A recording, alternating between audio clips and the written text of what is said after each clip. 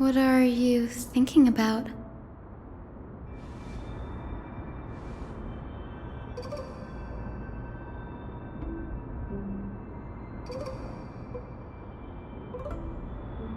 Is that so? You don't look the slightest bit amazed, though. Plus, you seem to be strangely familiar with the city around the Great Tree.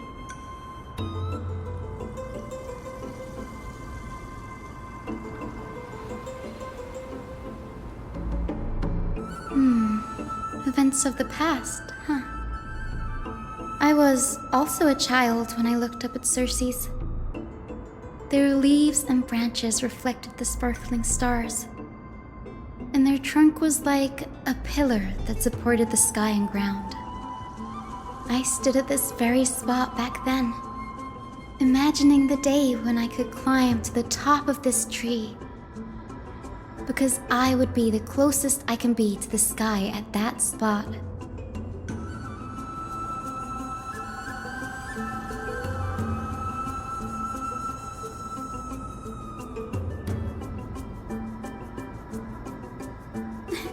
Don't read too much into it.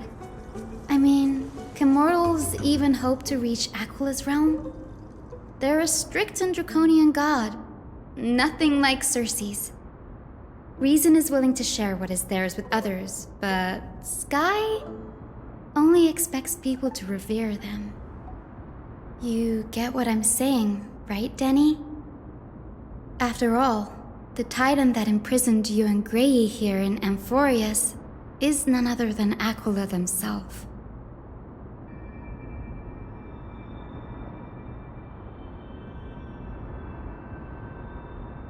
But there will always be people who dream of soaring towards the sky. The Grove has a wealth of research on Aquila, and that is exactly what we are here for. It's just, I never thought Grey would meet with something like that before we set off. As a physician, I should have been there by his side.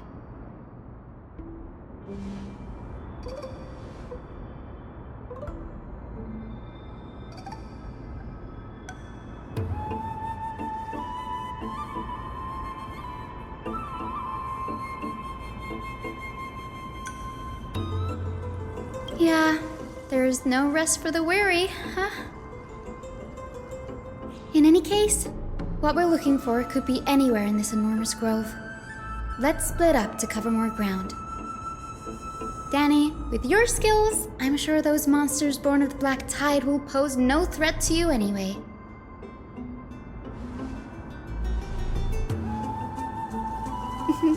Have you forgotten that you're talking to the chief physician of the Twilight Courtyard? Have more faith in me. I'll be just fine.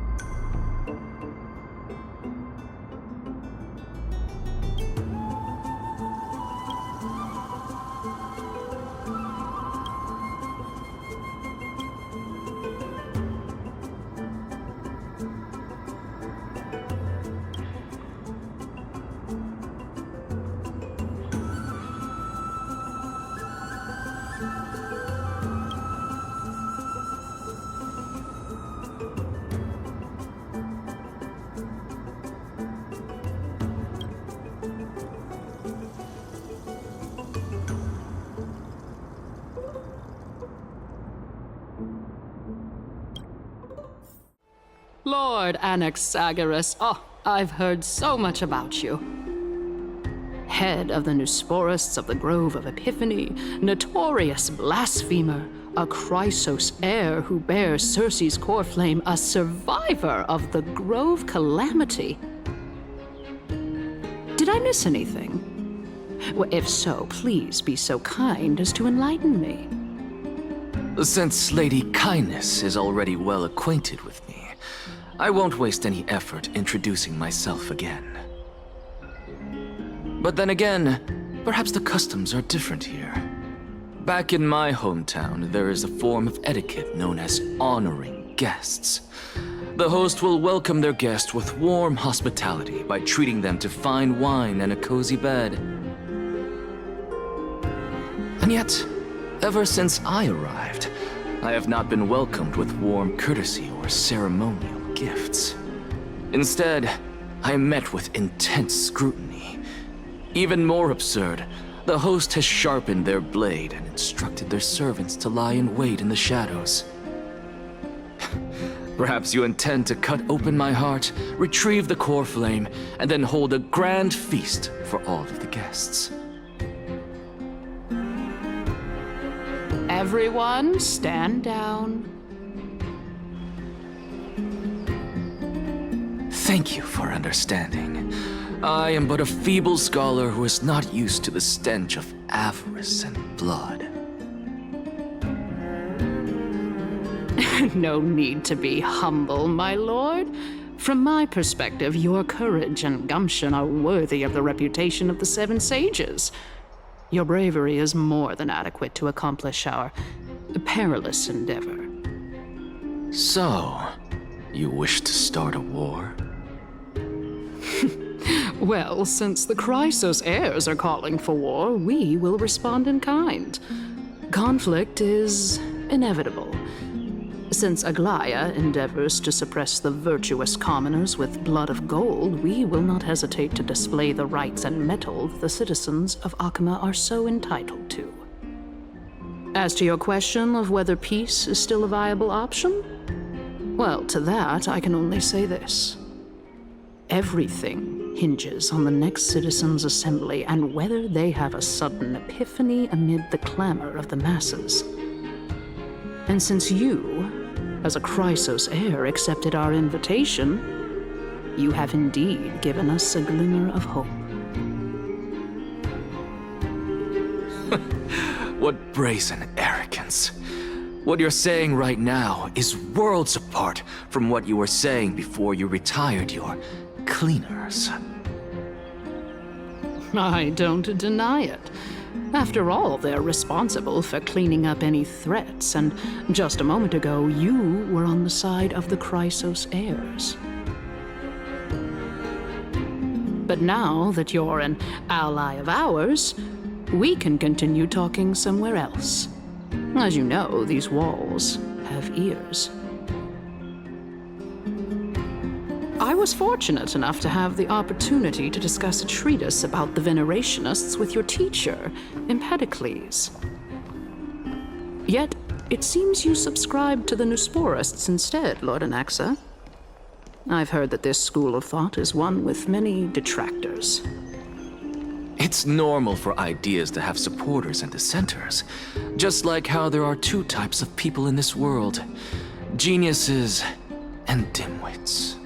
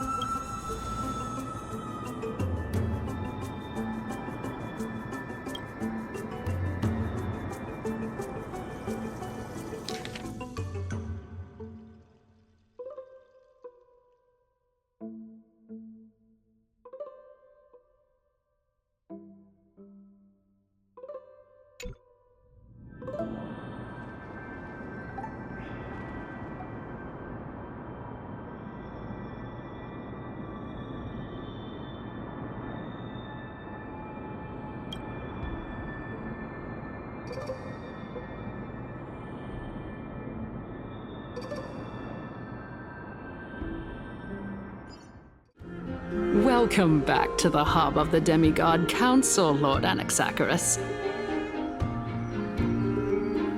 Surely you remember that countless eloquent orators have stood in this spot before and emerged victorious by stoking public sentiment with their words. And yet there have also been innumerable blasphemous philosophers who set themselves up for failure because they refused to defend their actions. This tiny stage is the most profound embodiment of Akama in centuries. In 15 days, this site shall also become the most important, as well as the final turning point in Akama's history. May the both of us carry out our duties with honor and lead the masses back toward the Erechrysia, a golden age with no death, strife, or trickery. Oh my, 15 days and nights. That aligns perfectly with the date of your demise. Could such a coincidence truly exist? Using death to prove myself fits my intentions perfectly. What strong conviction you have, as expected of the hero who dared to stand up to the Gold Weaver. As expected, she misunderstands you. That's enough, Lady Caenis. Dispense with the niceties. I only accepted your invitation so that I can serve the commoners alongside the members of the Council of Elders. Don't test my patience with such superfluous formalities. Well, you say that now, but surely you also require my aid as well, so that you can stay alive even when being pursued by the Golden Thread? You worry too much. She won't show her hand too freely, as she still needs to garner support from the masses at the Citizens' Assembly. Even someone like me can tell that only a sliver of her humanity remains. Surely you're not asserting that she will definitely act in a rational manner. As you're no doubt aware, Aglaya covets the core flame that I possess, which makes it the bargaining chip that allows me and the rest of you to negotiate with her. However, in return, I'll need the Council of Elders to support me as much as possible. Naturally, this includes the guards as well. You're well aware how valuable Circe's core flame will be in the Erechrysia that you are desperately pursuing. Talk is cheap, so you'd better act prudently as well. I understand. After all, this battle of wits is just a means for each party to acquire what they need. As long as your request is reasonable, the Council of Elders never shortchanges its allies. Since we're both intent on mutual cooperation, let's not mince words and just speak plainly to each other. Let us decide how much we can secure for ourselves and how much we're willing to sacrifice like true philosophers, with our words and wisdom.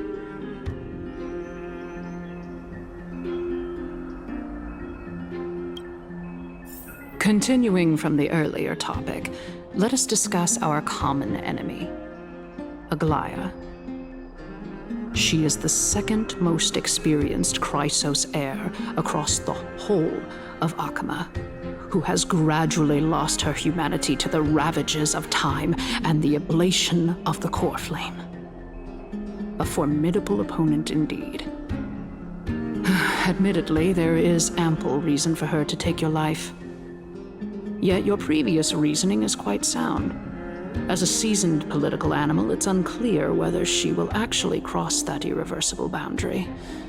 Moreover, she still needs you alive so that the Titan's trial can be completed. Is there anyone present who can swear by the sacred vow of Kefali and guarantee that you weren't in league with that woman before coming here? Are you just trying to pull the wool over our eyes and aid her in her savagery?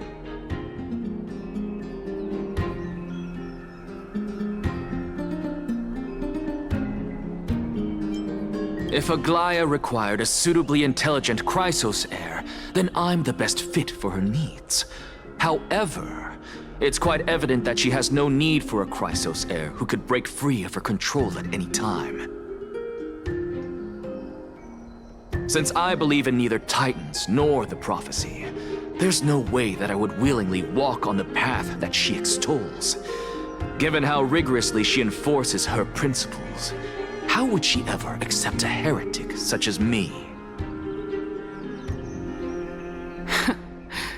I understand what you mean. At the very least, the both of us agree that this tyrant who wallows in extravagance and greed is the greatest threat to achieving peace in Akama. The Council of Elders is willing to defend your right to live, just as we defend every oppressed citizen. However, I regret to say that sentiments in favor of the Chrysos heirs and Aglaia are only growing in magnitude. The peace that we are aspiring toward, as well as everything that we hold dear, will be destroyed completely. The city will be burned to ashes, and the citizens' blood will be shed. Tell me, what are you willing to do for our esteemed citizens so that they can vanquish the enemies of our fine city?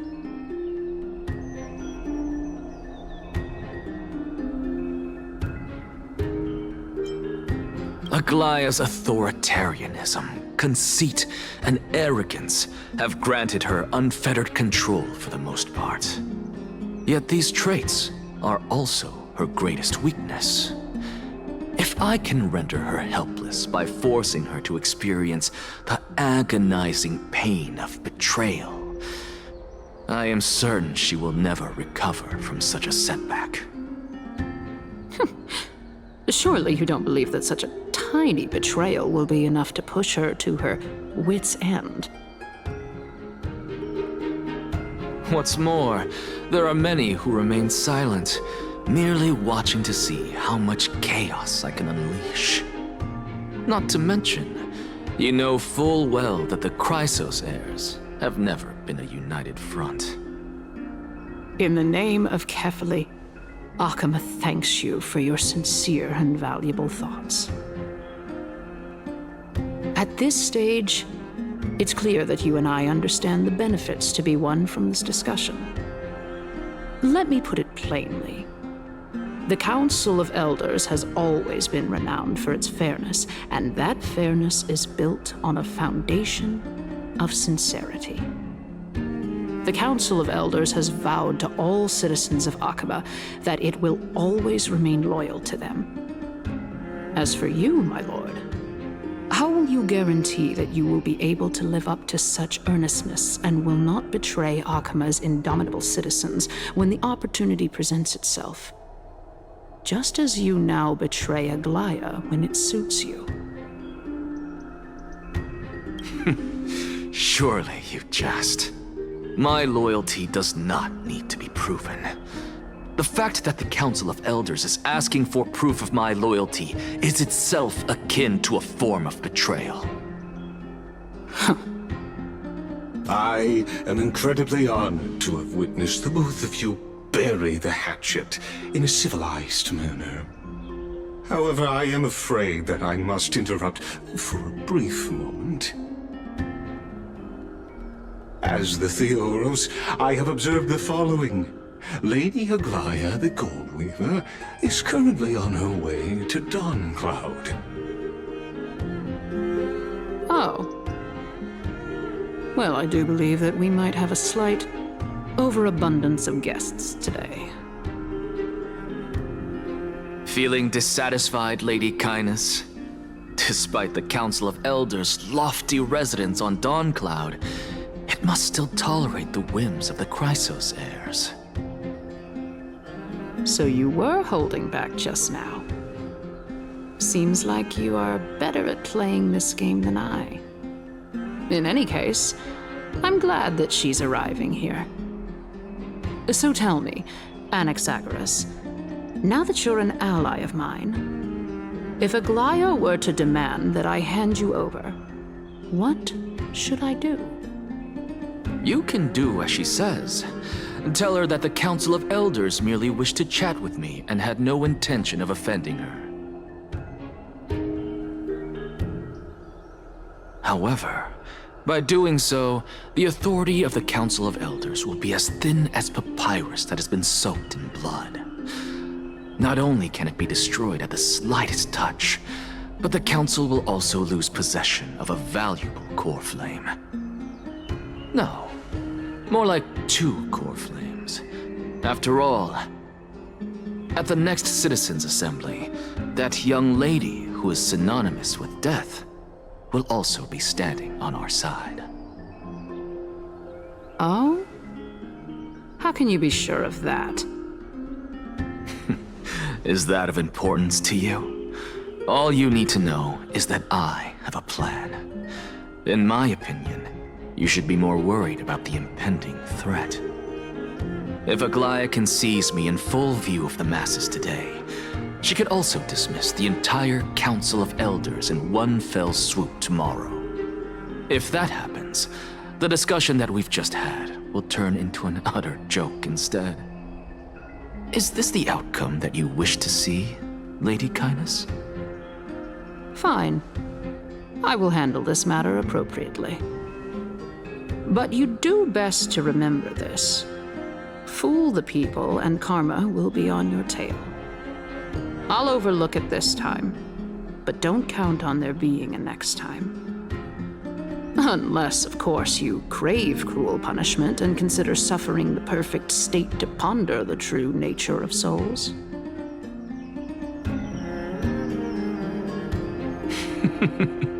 Well, what do you know? That happens to be one of my rare talents. We shall see, then.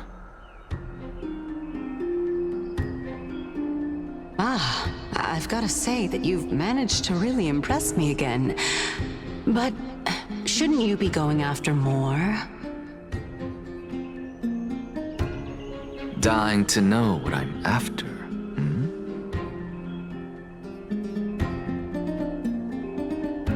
I mean, I'm the reason Titan after all. It is in me to ask and seek answers. Easy there. You'll learn the answer soon enough. I didn't bring it up with her purely because she doesn't have the means to give me what I truly want. It's as they say, onlookers see most clearly. The true masters of Dawncloud have always been the Theoros, who watches over everything.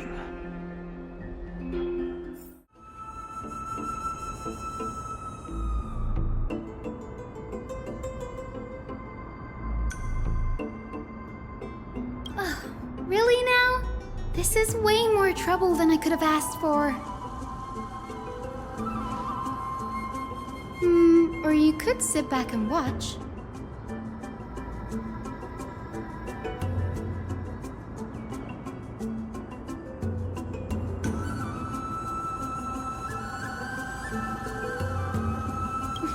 I'm kidding, Danny.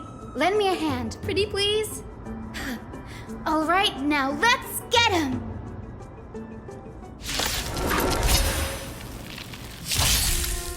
Fighting is meaningless. Never seen perfection before?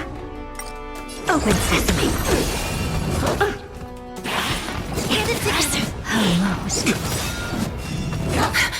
Allow me to purge the root of the problem. Time to cleanse the filth. Countless threads, all within my grasp. Thus our fates become one. So fragile, like a wisp of silk. Too late to repent. All lies shall be revealed.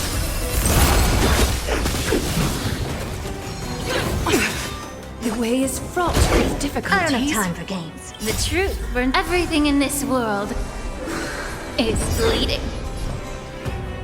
Curiosity is a dangerous thing, you know. Endless riddles. Nothing but a void.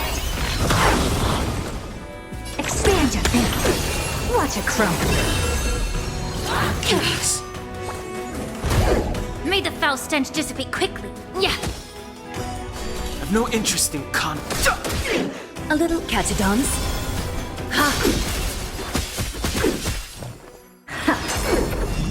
Of no great concern. Be of your body and mind.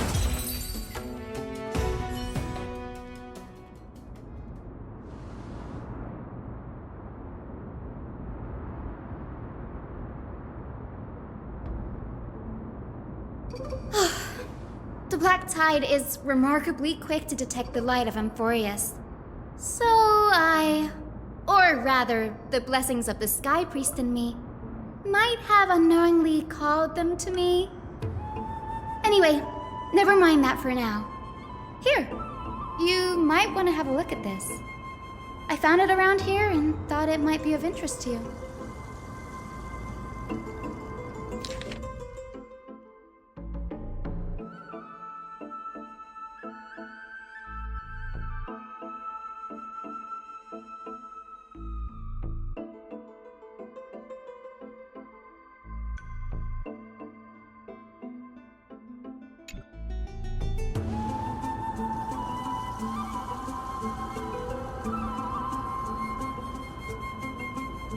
This is new.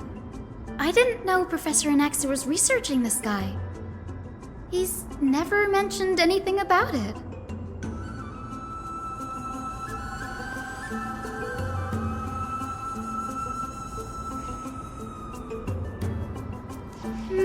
Might is an understatement. Anaxa has never been one to venerate the gods, nor has he ever found it within himself to put any faith in the prophecy. People have come to think of him as a heretic, even in a place as liberal as the Grove. Yet, it is also this very blasphemer that Circe's favors. Fate sure works in mysterious ways.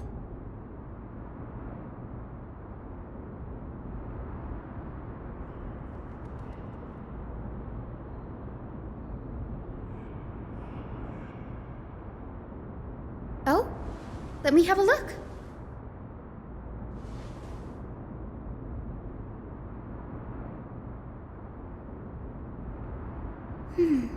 By the looks of them, these scrolls are records of two conversations that took place in the same setting, one after the other.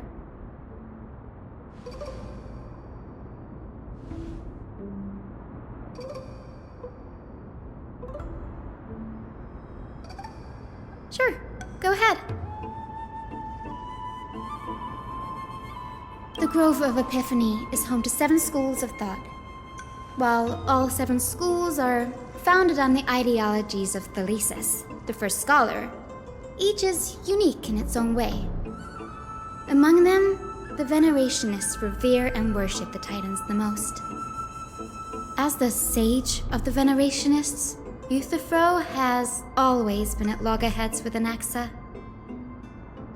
If we were to place the 7 sages on the scales of Talanton, Anaxa and Euthyphro would be placed on opposite sides to achieve balance.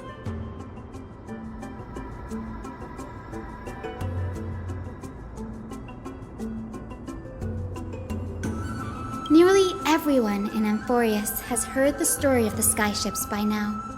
Aquila's stature is loftier than the heavens, and their divine retribution is merciless. That's why it's no use building giant skyfaring ships. Oh, but I do wonder if a supercharged mini Treaty cannon could slip past their watch.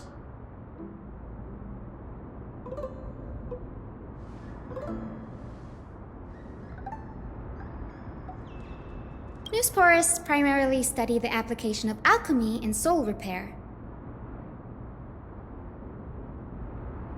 Everyone considers Anaxa a blasphemer, but that has never stopped him from sharing his ideas, no matter how taboo. If you must say that he's hiding something, then it's likely what lies beneath his eye patch. Anaxa often says that every failure brings us one step closer to the truth. Perhaps, to him, the crash of the skyship carries a different interpretation. The firmament is not impenetrable. On the contrary, it was precisely because the skyship represented the first step toward breaking free from the shackles of the earth that it provoked the wrath of the Sky Titan and brought divine punishment upon itself. It's a shame that the majority of the Grove's research on Aquila was headed by the Venerationists, with sacrificial rituals making up a predominant part of their findings. Discourse about more esoteric subject matters in relation to Aquila dwindled even further after the skyship incident. So much so that even this scroll is completely new to me.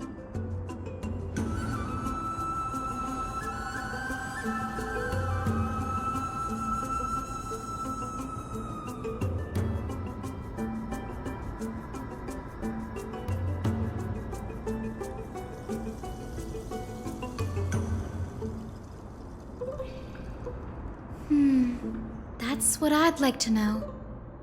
What are these experiments he's involved in? Even I, the assistant lecturer, know next to nothing about them. I have a bad feeling about this. Could there be more to what happened at the Grove? An expected visitor. Welcome once again. You know, you could actually skip all the pointless debate and come straight to me to seek an audience with Kefali. I have no reason to refuse you, do I? You may not, but Caenis has. Whoever gets hold of Kefali's core flame will get to rule over Akama. She's wary of me, so naturally I had to gain her trust. I would say that debate was not at all pointless.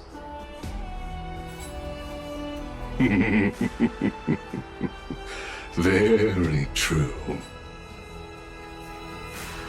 In my view, this individual has gone to great lengths to get close to Kefali.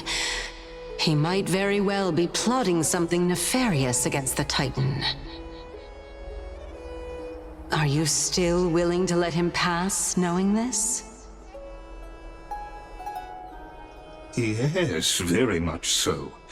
All living creations are always free to visit Kefali's transcendent vessel. This comes with being the World-Bearer. How convenient it is to be able to hear what they say. It is truly my honor to speak to a venerated Titan in person. Please, go ahead. Let me join you both on this journey. Oh, a bygone myth tells of an occasion where Kefali once answered their followers' questions on the peak of the Holy Mountain.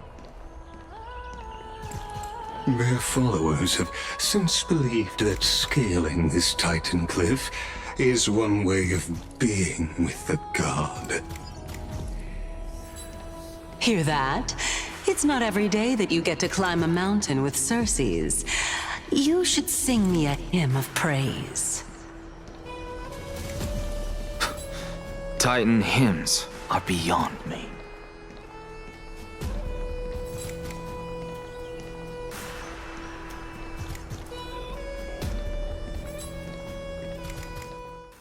Go on ahead.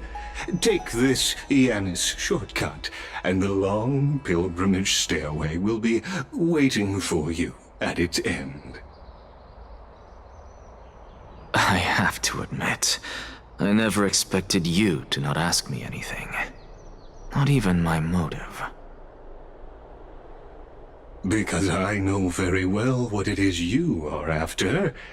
As the saying goes, a gentleman helps others achieve their goals. I have a feeling that your theory will be validated at the end of this journey. I believe Carefully will not deprive you of your right to ask your question, especially now that you're on the brink of death. You must be closer to Carefully than anyone else. Wouldn't you agree? I hope things go as you say, then. Putting a child of justice into a farcical world is bound to turn it upside down. It is my hope that you bring a much-needed change to this world which is on the brink of destruction. This is the Library of Philia, a place where the Grove stores its collection of tomes. Other than books written by the 7 schools, you can also find philosophical texts, ballads, and religious writings from the Outlands here. Cities that desire to learn from the Grove were apparently expected to contribute knowledge of equal value to what they saw. We've had more than our fair share of hilarious episodes over the years. For instance, it's said that the Erythrocaramists once borrowed a manuscript from a certain author, but ended up returning a copy instead of the original. What's more, the original manuscript was supposedly then hidden here. Nice? No need to hold yourself back, Danny.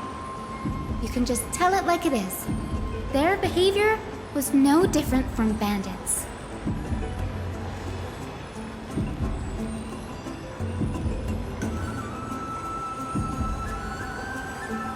Whew. You've got me there.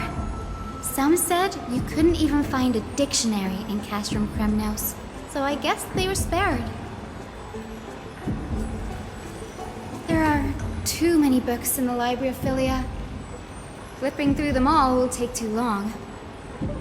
Why don't we use the Biblioslate to search for the texts we need? We can bring them back to Akama for reading after that.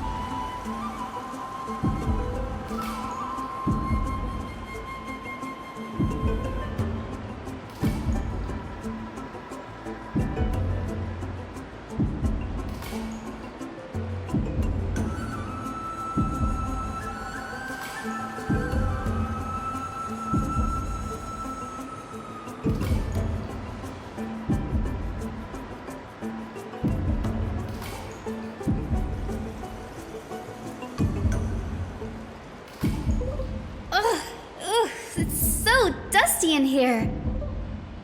Whoa. Are these all complaints about him? I can already see what they must have written. Anaxa has no respect for the gods. His very existence undermines order in our society. They're probably all things like that. Why else would they call him the Great Performer? When Anaxa established his school of thought, the first thing he apparently did was read his own work to everyone. Are the Titans truly an accurate reflection of what humans think gods should be? Worlds created by gods are indubitably perfect, but what of Emporius? Only foolishness and insensitivity everywhere you turn.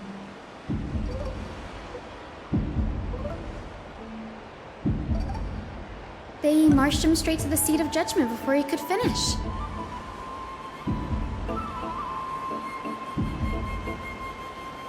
Though what he took on in the end was more of a debate than an actual trial.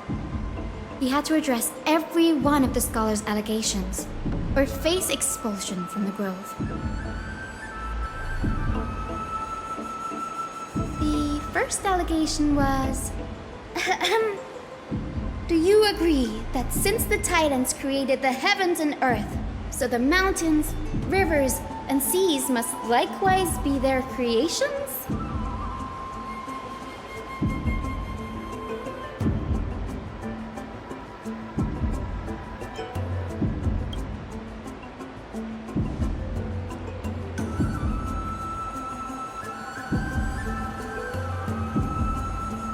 Anaxa said the same thing then.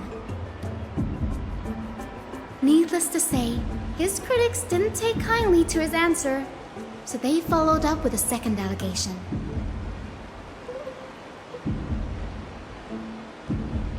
You claim to be studying souls, yet you are, in fact, defiling them and committing acts condemned by the gods.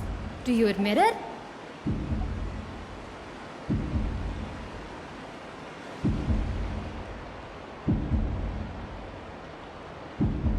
Anaxa always wears an eye patch, never removing it, even when alone. Some say he used one of his eyes as an alchemical ingredient. Every being in the world owes their safekeeping to Kifili, and this is even more so for the Chrysos heirs who have divine blood coursing through them. If he has really done something of that nature, then it'd indeed be sacrilegious. Thankfully, they had no way to prove it, so it amounted to nothing more than an allegation in the end. One by one, Anaxa engaged in wars of words against those who would challenge him. Toward the end, a scholar asked him, "Anaxagoras, have you any respect for the gods?" It was only after a brief silence that he answered, "I have never denied that Titans are meant to be noble constructs."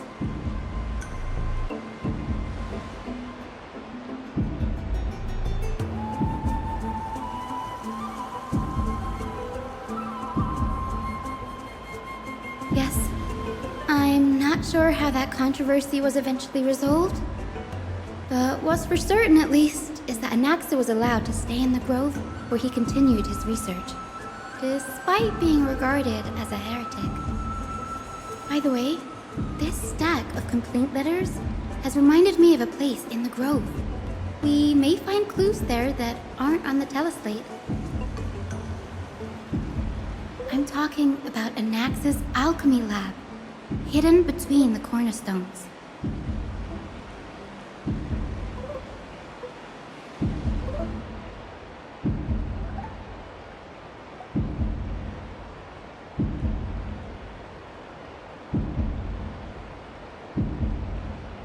It's a well-kept secret. Among the 7 sages, excluding the nominal chief sage, each has a private sanctuary where they can conduct research undisturbed in their free time. Even the administrators of the Library of Philia are restricted from accessing those places and documenting the sage's research. But with the grove in this state, I'm sure Anaxa won't be mad even if we sneak into the lab for a short while, right? Honestly, this is my first time going up to Dawn Cloud's peak. What a splendid view. Isn't it about time you recognize the magnificence of us Titans? Well, I don't see how this place is different from those temples in the city. All they have are magnificent facades. And even though I've come this far, I'm still doubtful about getting useful clues from him.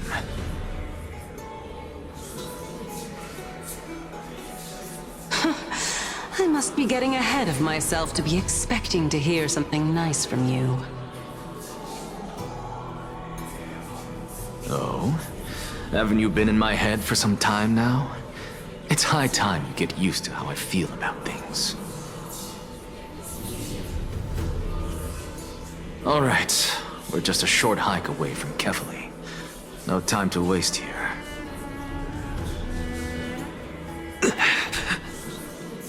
So the intellectual debate from earlier was too draining for you, huh? If Amphorius gets a new lease on life, you should focus on strengthening your body and stop shirking social interactions. Save your concern. The Titan is in sight. Can you make it? Why? Are you going to carry me up if I were to fall now? I know how far I can go, so just hold your tongue and come along. Fine then. I guess I won't say any more. I'll just wait till your soul dissipates completely to gain control over your body. Wait. Is that... Cersei's? Hey, look at that. Huh? What should I be looking at? Am I hallucinating? Or do we even get to see souls when we're close to dying? Oh? Why didn't you bring your favorite spear with you on this trip, Nias? Nias? I know I've heard this name somewhere. It's unfortunate. The Black Tide destroyed every last inch of my calyx. How could that be? Even a creation of Georios, from their prized ores and molten fire, couldn't escape the fate of destruction? Hey, Cersei's. Do you know a certain Nias? Nias? No, not that I remember. How did you even think up such a strange name? I just saw him. Nias. A warrior-like figure who was just chatting with you here. No, I have no such memory. Could you be hallucinating?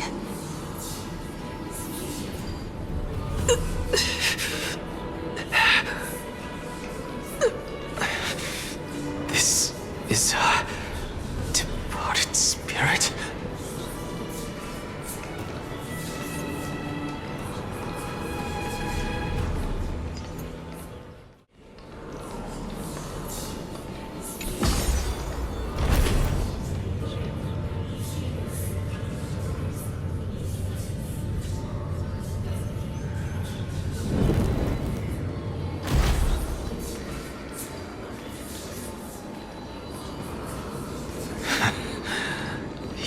Again.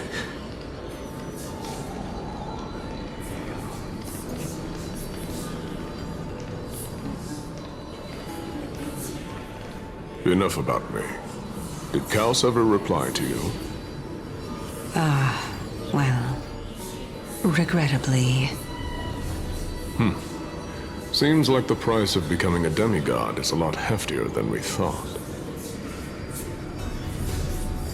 Kaos. Demigod.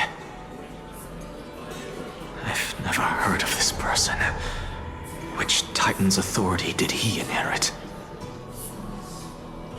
Look on the bright side, Nias.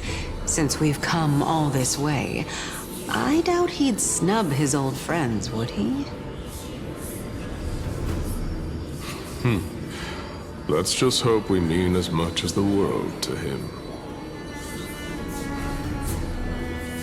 Hey! Are you seeing that same hallucination again? Yes. It's still you and Nias, but you're now talking about a certain Kaos. I'm guessing he's one of your companions? Kaos? This name sounds just as strange to me. Never mind. I think I know what this is about. If things are as I thought, then they aren't hallucinations, but the souls of people. What? But if those are the souls of the dead, then what am I? Beats me. For all I know, you're just an illusion I conjured up in my dying moments. Let's just keep going. As long as I take in more sights and hear more stories. Know your limits. Wander too far among the dead, and even I might not be able to save you.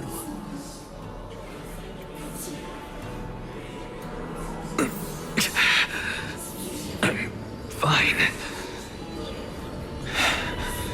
If this is indeed as I thought, then this will be very amusing.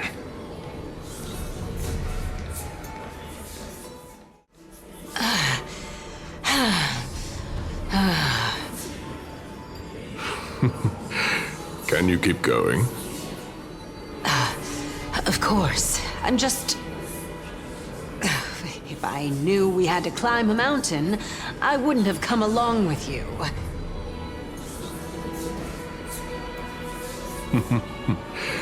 I guess this also counts as one aspect of the world-bearing burden. If Amphorius does have a next life, you may want to get your body in shape. Keep your sarcasm to yourself. I'm not getting anything of value from them. I would sooner throw myself off this cliff and hit rock bottom than exercise even a little. I am Calypso of the eminent Seven Sages, after all. Training would make me no different from those Helcalithist barbarians. Calypso. She's one of the Seven Sages. A member of the Grove? No, she can't be. I would know her name if she really were one of the Seven Sages. Hey, Circes. Does the name Calypso ring a bell? Circes? They're gone. Doesn't matter. I can do this myself. Looks like I'm nearly there now. The land of the dead.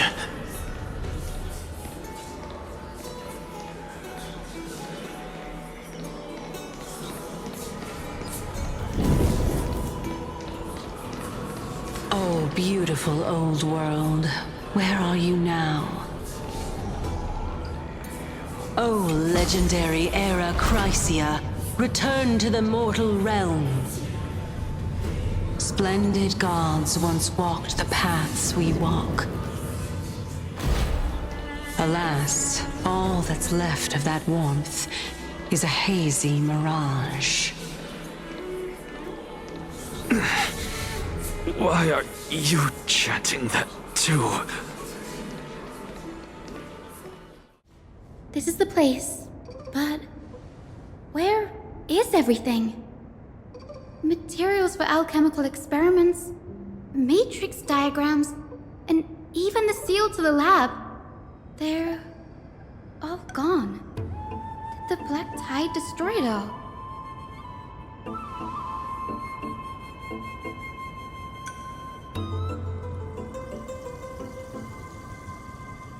No, not even close. Not only are alchemy experiments high-risk activities, but Professor Anaxa also has a penchant for using bizarre materials. Students often saw him walk in looking right as rain, but come out covered in soot with his hair singed. Naturally, no one dared to come near this place. Huh? That bookshelf over there seems to be the only thing still intact.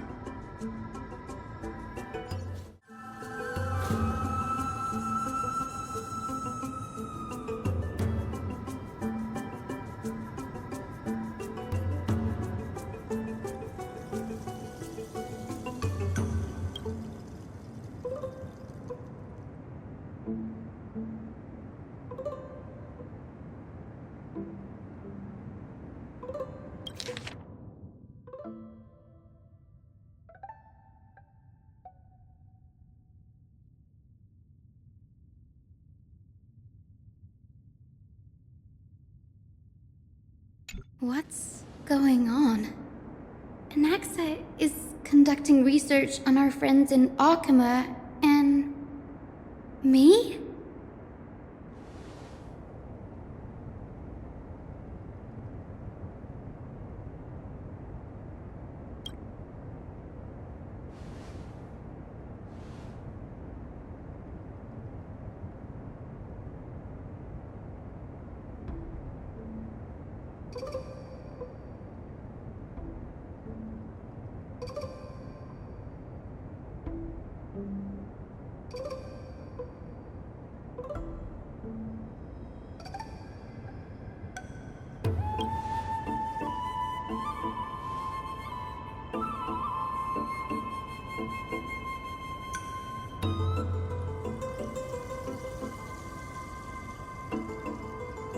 It wouldn't have been so strange if he had focused only on Cassie, given her own curiosity about her origins. Plus, considering that the new sporists have crafted omnipotent medicines capable of curing diseases, it also makes sense that he would conduct research on immortal Chrysos heirs. But now, it seems Anaxa's objective was never to create medicine, but to identify the origin of the golden blood and figure out its inner workings.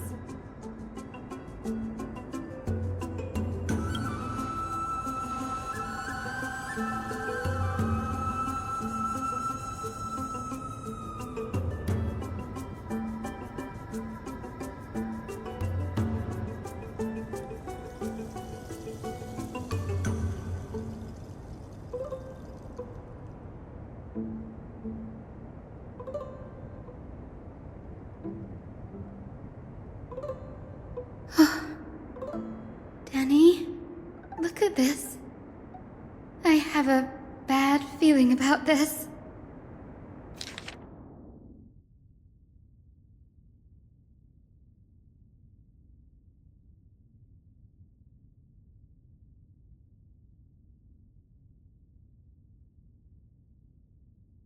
My biggest fear. It's come true. After going through his notes, I think I can piece it all together now. Anaxa was carrying out experiments on soul transmutation.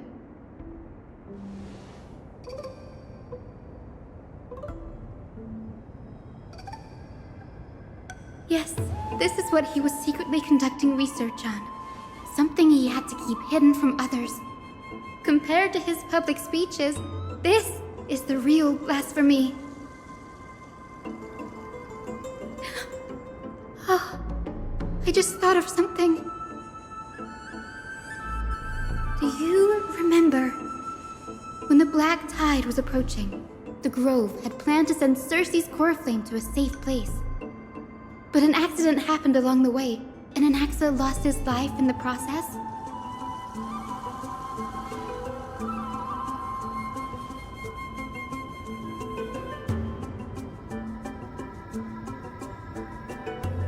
That's right.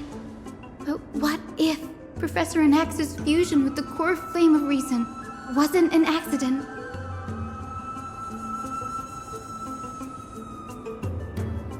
Put yourself in his shoes. Knowing that the black tide was closing in and your time was running out, what would you have done?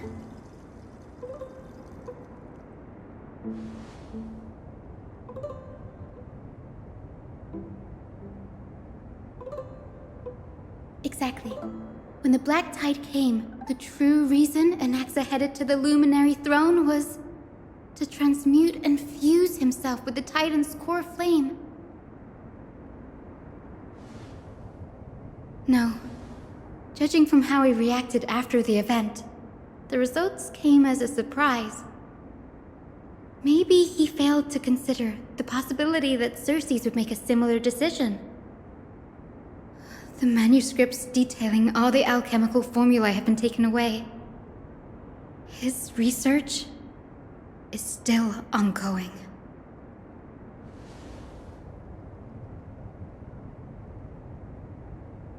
Like, what? There's only one Titan left in the world now. No.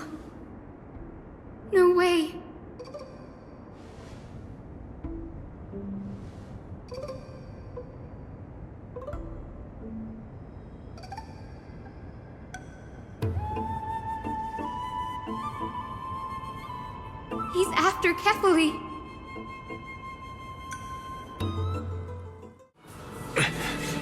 We're here. Finally.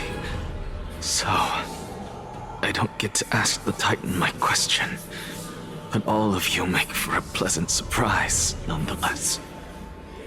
Very well then. Let me uncover the truth for myself.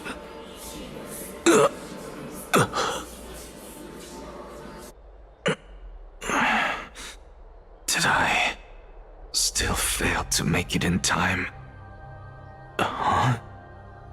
So, I'm back here again.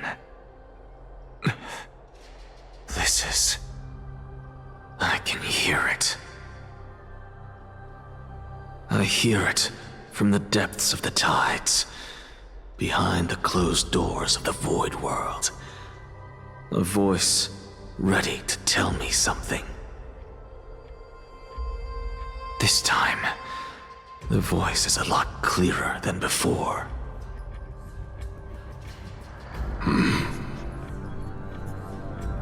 Since we've come this far, let's just wait.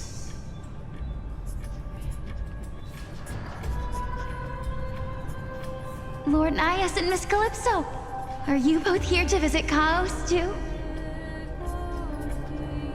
Yes, and we've been waiting for quite some time now. Regrettably, he hasn't answered us. The worst-case scenario is that he's already been overwhelmed and crushed by the world-bearing burden.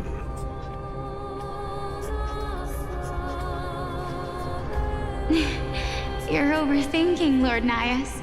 I can still sense Chaos' soul in the area. And besides, we both know Chaos' nature. A deliverer like him wouldn't fall so readily, much less give up on all that he holds dear. Isn't that so? Yes. I have faith in him. That reminds me. Why are you making this trip alone, Polixia? Oh, my sister needs more time to make sure the flowers are fine.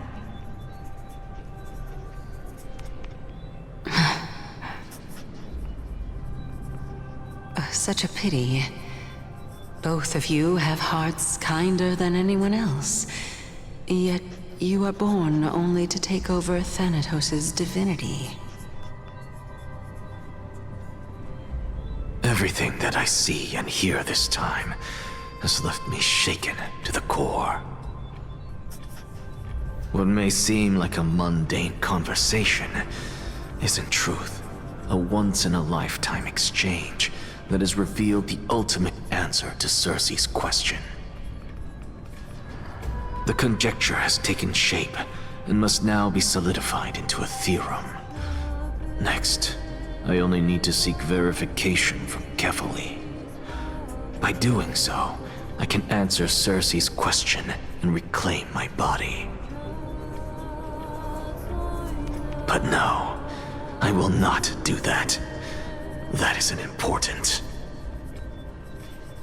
Because another one of my conjectures, one that I have always dreamed of proving, has been proved right this very instant.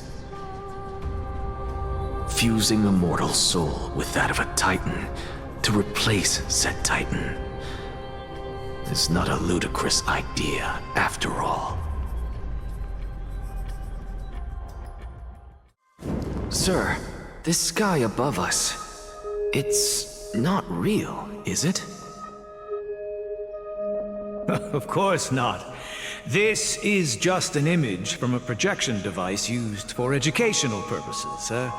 A simple trick. The day-night cycle has been lost to this world, so that students like you may still learn about the night sky. Astronomers have harnessed the Titan's miraculous power to manipulate the light, projecting the nights of the past here for you. Much like how the sky above the holy city is also illuminated by Kefali's dawn device. So, the skies of Akama are fake too. You mustn't conclude that, Anaxa. You should know that only a child would expose a trick and be proud of it. Often people know more than they let on. They simply choose to feign ignorance because they have no other choice. Then they're just deluding themselves. People believe in Kefali's tale of Genesis, accepting wholesale whatever the priests preach. But we're different. We've already walked out of the firelit cave of ignorance. We have already realized that we live in a world where titans make the rules. Even when we look at the sky, we're only seeing what they allow us to see. Rather than gazing at this mockery of a night sky fabricated by them for the rest of my life, why shouldn't I be the one to take control of the projection device instead? So much time has passed since you sowed the seeds of doubt in my heart, child. Many a night, I find myself penning down all my theories and wild ideas, only to burn them to ashes when I open my eyes in the day. Why? Because we'll face death by burning if word gets out? As a sage of the Venerationists, my soul has already become inextricably linked to the great tree. Every word I say and every move I make is certain to influence every leaf, every branch, even the tree itself. But above all else, my days are numbered. Instinctively, I have my doubts about the golden blood and the human soul, yet I have no means of verifying them. The golden blood in my veins is woefully thin, and I am loath to waste what little time I have left obsessing over a hypothesis that cannot even be proven in the first place. But I can, sir. I can do it for us. The time is right. Give me all that I need, and I shall accomplish this grand feat on your behalf.